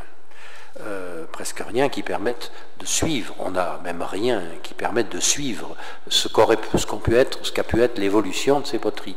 Est-ce que, alors, c'est vrai, moi, la seule région où j'ai eu la chance de parcourir un peu, d'un point de vue un peu d'archéologue,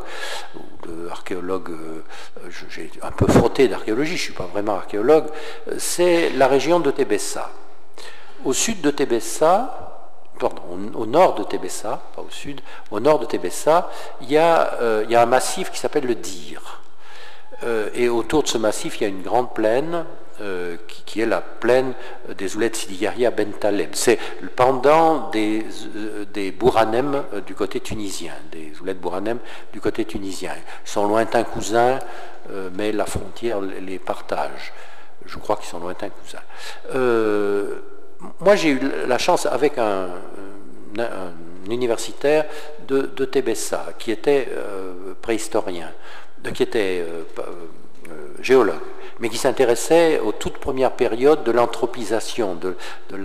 Et donc, j'ai eu la chance de faire avec lui, de pouvoir aller 5 ou 6 fois, ou 4 ou 5 fois, faire sur des sites. Et j'ai eu l'impression que les sites que j'ai vus, j'ai pu voir, mais parcourir très vite, d'époque romaine, on ne trouve absolument pas, oui, on trouve des montagnes, enfin si, on pourrait en faire vite des montagnes, de céramique en zone très sèche, sans très peu de végétation, on trouve de la céramique romaine en grande quantité, on ne trouve pas de poterie modelée. Par contre, sur des sites de hauteur, qui semblent être post-romains, plutôt que pré-romains, on en trouve. Alors, il faudrait les étudier, mais jusqu'à présent, ça n'a pas... Au Maroc, mais même en Tunisie, par exemple, Altibouros, il y a eu un peu, je crois qu'on a commencé à étudier un peu les céramiques modelées d'époque post-romaine. Je crois qu'il y a des choses qui se font, y compris une étude d'anthropo-archéologie qui est faite en collaboration par monsieur le professeur Kalala et Nabil Kalala et des Catalans. Et je sais que là, dans ce cadre-là, ils ont commencé des études un peu de comparaison entre les poteries actuelles, parce qu'on en fait encore dans cette région, et les poteries anciennes. Mais je pense qu'il faudra du temps. Au Maroc aussi, il y a des choses qui se font, mais je pense qu'il faudra du temps avant qu'on arrive à des résultats. Mais moi, j'ai vu quelques sites de la région de Tébessa, dont je crois que c'est des sites médiévaux où il y a beaucoup de poteries modelées. Seulement, évidemment, si elle a été décorée, ben, elle ne l'est plus parce que ça a disparu. Donc je crois que c'est des questions qui se posent de toute évidence. Il faudrait des études très fines et...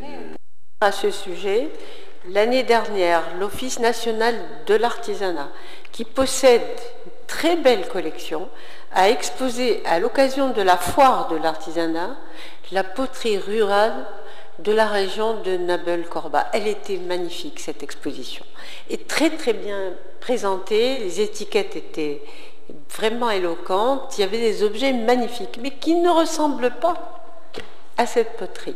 Je voulais justement te dire, c'est une poterie rurale, féminine, modelée, je veux dire, mais qui n'a pas, par exemple, les peintures. Elle est brute, elle a la couleur nature, quoi, de l'argile, pas plus. Mais la collection est vraiment très très belle. C'est dommage d'ailleurs parce que on ne la voit que si on a envie de la voir, parce qu'elle était à l'entrée. Vous savez, maintenant, quand il y a les expositions de l'Office national de l'artisanat, tous les stands de l'entrée sont organisés un peu comme des salons. Et là, il fallait faire attention. Moi, j'y suis allée et c'était vraiment à voir. Les objets étaient magnifiques, mais aucun ne ressemblait à la poterie de Sejnan. Hein? Oui? Non, monsieur, excuse-moi. Ah oui, sur les Andalousies, il y avait deux questions. Oui, sur l'Andalousie. Alors, en Andalousie, sur l'Andalousie, c'est aussi assez compliqué. Pour l'Andalousie, c'est aussi assez compliqué, mais tout est compliqué. Il y a eu des études faites entre, par exemple, les poteries actuelles de la région de Nakour. Nakour, c'est la zone qui a été au Moyen-Âge très importante, qui est dans la partie est du Rif. Il y avait une ville importante qui avait beaucoup de rapports avec l'Andalous, avec les princes de Nakour, les seigneurs, les Banu Salih de Nakour avaient beaucoup de rapports, étaient un peu dans la mouvance des Omeyyades de Cordoue. Et il y a encore une poterie très intéressante, décorée, bon, et vendue, qui se vend assez bien, qui s'est pas trop mal maintenue. Alors, on a comparé, des archéologues français et marocains ont essayé de comparer ça avec ce qu'il y a de l'autre côté du détroit, puisqu'on a trouvé des poteries médiévales qui sont des poteries modelées aussi, sur plusieurs stations, sur plusieurs sites de la région de Murcie, d'Almeria. Là, on n'a plus rien actuellement, mais il y a eu des poteries modelées. On n'a pas les décors de ces poteries, c'est toujours un peu pareil. Mais ils en ont conclu que les formes n'étaient pas les mêmes. Or, je crois qu'ils sont allés un peu vite, parce que les poteries qu'ils ont trouvées étaient des poteries d'usage, alors que les poteries actuelles, les poteries trouvées de l'autre côté du détroit, du côté andalou, étaient des poteries d'usage, et que les poteries sur lesquelles ils ont travaillé du côté Nakour marocain étaient plutôt des poteries destinées à la vente, des poteries actuelles. Et je pense que la comparaison ne vaut pas. Là aussi, c'est quelqu'un que j'aime bien qui a contribué à ça, Patrice Cressier. C'est pas une critique. C'est que ils expliquent eux-mêmes qu'ils n'ont pas tellement d'éléments de comparaison. Et il faudrait comparer des poteries d'usage davantage, mais qu'on ne trouve pas dans les collections, qu'on ne trouve pas. Ce que dit Mounira, on ne les voit pas parce qu'on ne cherche pas à les voir. Elles sont d'usage tellement courant. Donc je pense qu'il y a des choses à faire. Puis il y a quand même en Espagne des régions où on ne fait pas des poteries modelées tout à fait de la même façon, un peu moins primitives si on veut, mais avec des tours lents. Ça aboutit un petit peu à des formes et à des objets qui font penser un peu. Et puis, alors, vous parliez des Canaries. Alors aux Canaries, c'est certain. Aux Canaries, il y a eu une production indigène, autochtone, importante jusqu'à l'occupation européenne castillane, qui s'est maintenue pendant très longtemps et qui, alors c'est intéressant les Canaries parce qu'actuellement on la réactive et il y a toute une production potière aux Canaries d'artistes plutôt masculins, enfin ça peut être des femmes, mais ça peut aussi bien être des hommes, et c'est souvent plutôt des hommes, qui essayent de fabriquer dans la tradition de cette poterie autochtone canarienne. Les Canaries, c'est intéressant. J'ai essayé, je l'ai dit à 2 ou 3 endroits dans ce livre, on peut penser qu'il pourrait se faire quelque chose un petit peu du même style dans les anciens foyers de production du Maghreb. Mais les Canaries, vous parliez des îles, c'est vrai, hein, il y a toute une arrière-plan berbère probablement, et là il y avait, et il s'est conservé très tard des productions qui sont éteintes, mais qui actuellement sont réactivées d'une façon un petit peu différente, artistique. Merci. Bon. Ayant suivi d'une manière assez donc attentive le discours du professeur Guichard, j'ai été quelque part choqué un peu par certains mots qui, d'après moi, n'ont pas la même résonance et la même production de sens pour nous autres Tunisiens, au même titre que pour, quand il parle par exemple du Moyen-Âge. Oui.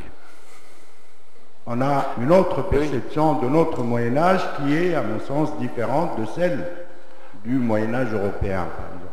Là, à ce propos, j'aimerais bien vous poser une question. Est-ce que, du point de vue historique, une étude synchronique suffira-t-elle, n'est-ce pas, quand on sait que, en linguistique, ma spécialité, on sait que l'approche donc synchronique est bonne, utile, mais elle ne résiste jamais devant une approche chronologique qui donnerait beaucoup plus d'éclairage sur une résultante, par exemple une collection de céramique à une époque donnée. Est-ce que vous avez remarqué quelque part qu'il y a des points communs entre tout ce que le Maghreb produit? Est-ce qu'il y a quelque chose qui est de ressemblant? Ou est-ce qu'il y a d'énormes différences, toujours dans une perspective chronologique? Merci. Mais j'aurais aimé transmettre le micro à notre ami qui est beaucoup plus versé, parce qu'il est spécialiste de la céramique, justement islamique. Notre ami Adnan, qui lui s'y connaît de loin, beaucoup plus que moi, en la matière. Merci. Il prendra certainement la parole. Je vous en prie pas. Bon. Absolument. Mais je peux peut-être répondre très brièvement. Bon, la question du Moyen-Âge, tout à fait d'accord. Bon, moi j'utilise le terme de Moyen-Âge de mon point de vue de médiéviste français. De toute façon, dans l'étude qu'on peut faire de cette poterie, sur le Moyen-Âge, je viens d'en parler parce qu'il y a eu un essai de comparer les poteries médiévales trouvées en Al-Andalus, enfin, du côté andalou, avec des poteries actuelles berbères, enfin oui, du Rif, puis c'est la zone berbérophone du Rif. Mais je pense justement que ça ne peut pas aller très loin, parce que là on est dans 2 époques très différentes. Le problème, moi j'ai parlé un petit peu en finissant de ça, sur une question qui m'a été posée, mais pour toute l'étude que j'ai pu essayer de faire, le Moyen-Âge, il est méconnu. Je veux dire, on n'a rien, on n'a pas d'objets sur lesquels on pourrait réfléchir. Donc je suis d'accord avec le fait que pour tout le domaine arabo-musulman, le terme de Moyen-Âge n'a pas du tout, enfin, on ne peut pas l'utiliser de la même façon, où il faut le faire avec précaution. Là, je suis tout à fait d'accord. Et les poteries qu'on connaît, qu'on peut étudier, c'est seulement depuis le milieu du 19e siècle. On ne peut pas remonter au-delà pratiquement. Peut-être qu'un jour il y aura des fouilles qui permettront de le faire, mais pour l'instant, c'est pas possible.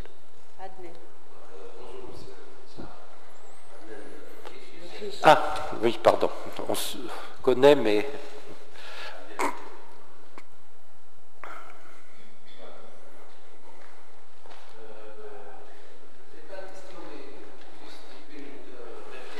Comme ça, par exemple, exemple, concernant la chronologie, justement, il n'y a pas de jalon chronologique, vous avez raison, donc c'est difficile, effectivement, d'avoir la traçabilité comme ça de ces productions. Bon, il y a quelques quand même, quelques matériaux bien datés, comme T10 ou que vous avez évoqué, peut-être il y a 2 ou 3 autres sites. Il y a aussi quelques des mobiliers qui ont été trouvés dans des contextes de fouilles archéologiques du Moyen-Âge, mais ça concerne essentiellement la céramique culinaire, modelée culinaire. Et, vous en donnez un dans votre livre, dans le livre, il y en a un qui figure, J'en ai parlé un peu. Et là, on a peut-être un jalon technique, parce que d'un point de vue technologique, si vous voulez, on a donc le fond plat, les mêmes si vous voulez, conditions de fabrication. On a quelques jalons comme ça. Bon, et c'est ça s'explique, parce que la céramique modelée, elle n'a jamais été largement commercialisée, tout à fait comme aujourd'hui. Donc une diffusion très restreinte qui ne dépasse pas généralement un niveau régional. Donc elle n'est jamais entrée en ligne de compte dans le grand commerce, dans le commerce à grand rayon d'action. Donc ça, c'est une explication. Moi-même, étant archéologue, généralement, on ne rencontre pas de céramique modelée. Parce qu'elle est à usage domestique essentiellement. Voilà, et usage domestique essentiellement, mais pas seulement pour ça. Elle n'était pas commercialisée, pas largement commercialisée, donc elle n'entrait pas en ligne de compte dans le commerce maritime, par exemple, ou autre comme la sigillée ou la grande céramique tournée. Elle était concurrencée par une céramique masculine tournée, etc. Bon. Pour la céramique peinte, en Tunisie, il y a un foyer principal qui est Sejnen. Ailleurs, on n'en trouve pas vraiment. Il y a plusieurs foyers de céramique modelée, mais c'est une céramique qui n'est pas peinte. Oui, c'est le cas du Caban, c'est le cas du sud de la Tunisie. Il y a plein de foyers comme ça. Au Sahel, il y a, vous avez montré un objet, mais c'est différent de ce qui se passe à Sejnen. Mais j'ai quand même une question à vous poser.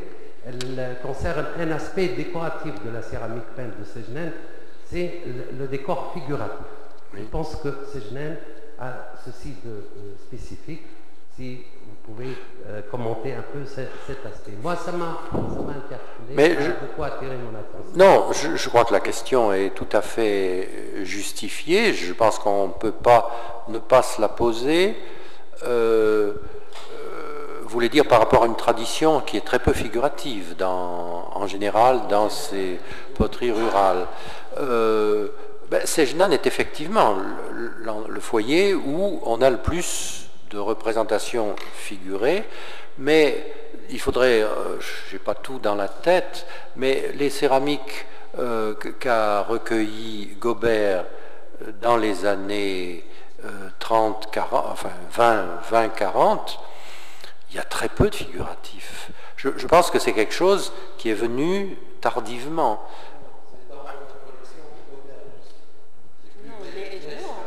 Dans la collection de Gobert, il y a les dessins géométriques. Il y a surtout des dessins géométriques, non. Il faudrait, là je suis tout à fait d'accord, et moi si vous voulez, c'est une tentative d'approche. Moi, par exemple, je n'ai pas vu dans la collection de Gobert de Haroussa. Quand j'ai visité, il me semble que les figurations, alors à proprement parler, d'objets ou d'animaux, à ma connaissance, mais je peux me tromper, il faudrait pouvoir accéder à toutes les collections, à toutes les... Gobert n'en a pas, il me semble qu'il en aurait... Le décor peint, Oui, alors, le décor peint, mais je ne suis pas très sûr... Il faudrait le voir sur pièce. Il me semble, moi, si vous voulez, la collection Gobert, je l'ai vue très vite. C'était Nouzaski qui m'y a gentiment emmené une fois. j'ai fait ça au pas de charge, si on peut dire. Je me souviens, et dans ce qu'elle a publié aussi, il me semble que c'est quand même ce que vous avez publié dans ce livre-là et dans celui qu'elle a publié sur la collection, les collections du Bardot. Il me semble que c'est essentiellement pour l'époque, parce qu'il y a des poteries plus tardives, des plats avec des oiseaux, effectivement, mais je crois que globalement, ils sont plus tardifs. Il faudrait, je suis tout à fait d'accord que sur des tas de points, il faudrait approfondir. Moi, ce qui m'a semblé, c'est que les décors vraiment figuratifs étaient plus tardifs. Dans une région comme la Kabylie, par exemple, on a des très curieuses qui sont dans une collection française, des petits personnages qui ressemblent un peu aux poupées tunisiennes, mais qui sont postérieurs à l'indépendance, qui sont des choses qui ont été fabriquées par les potières parce que ça se vendait. Et je me demande si pour Sejnan, c'est pas un peu le même phénomène. Moi, j'aurais tendance à penser, sous réserve d'être démenti, et si je suis démenti, ça ne me posera aucun problème. Au contraire, c'est qu'on aura plus cherché, avancé. Il me semble qu'à Sejnan, du vraiment figuratif, des représentations d'animaux, un peu schématisées, mais et surtout des modelages. Je crois que c'est quelque chose qui est postérieur à l'irruption du Sejnan un peu dans les circuits commerciaux. Mais, encore une fois, c'est un peu une hypothèse de ma part, et si ce n'est pas le cas, j'en ferai pas une maladie. Au contraire, je veux dire, c'est ça qu'il faudrait arriver à montrer, c'est ça qu'il faudrait arriver à prouver, mais avec des études sur les collections, qu'elles soient publiques ou privées.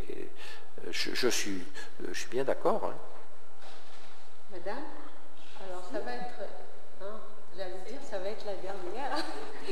Non, je vais vous dire pourquoi. On va avoir une petite réception dans la salle d'à côté. Voilà. Merci.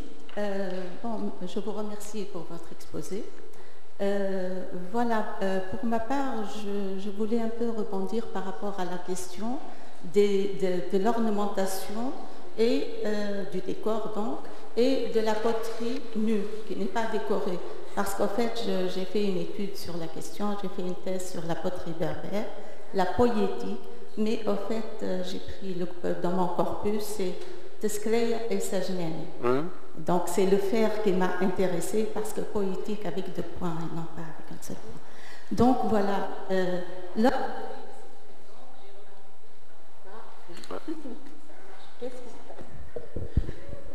Merci. Donc je pense qu'il y a un chiasme peut-être à relever entre la poterie nue justement et celle décorée, parce qu'à l'époque, vu que le décor relève quand même du vécu et de l'intimité de la femme, etc., il n'était jamais vendu. Il ne pouvait pas partir chez l'autre. Alors que la poterie nue, à vocation domestique, pouvait être vendue. Ça, je voulais un peu préciser cela.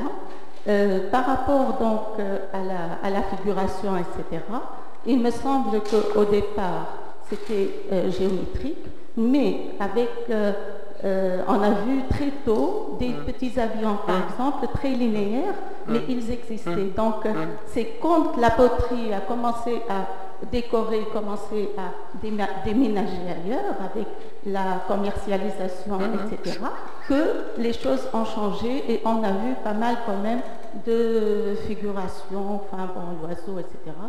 Quoique, pour l'oiseau, on peut revenir très loin par rapport à ce que vous avez montré tout à l'heure, les photos, les urnes funéraires pratiquement, où il y avait un décor qui remontait au 6e siècle avant Jésus-Christ. Oui. Voilà. Donc peut-être que on peut voir ceci et cela d'un certain œil. Voilà, c'est tout ce que je voulais dire. Je vous remercie. Non, mais moi je serais assez d'accord avec ce que vous dites de l'intervention de ces décors plutôt plus figuratif dans un contexte de commercialisation. Bon, ce que vous dites aussi sur le caractère assez intime, féminin et réservé à la maison, ça, c'est vrai, on a des récits assez intéressants pour la Kabylie par exemple, le fait que les femmes refusent de vendre, même sous une forte pression, refusent de céder ces objets, ne serait-ce que parce que on a un récit de Van Gennep qui est très intéressant. Il essaye de se faire donner des poteries et les femmes refusent, et il dit mais au fond les pauvres, c'est que pour elles, si elles donnent leur plat, eh bien, elles n'en auront plus, elles ne peuvent pas aller chez le boutiquier du coin pour acheter d'autres plats parce qu'il y en aura d'autres. Donc ça c'est vrai aussi pour des raisons à la fois utilitaires mais certainement aussi symboliques je suis bien d'accord. Maintenant, alors est-ce qu'on a le droit, est-ce qu'on peut légitimement rattacher les représentations d'oiseaux aux urnes funéraires de 800 ans ou je ne sais pas combien avant? Ça c'est plus difficile et plus discutable.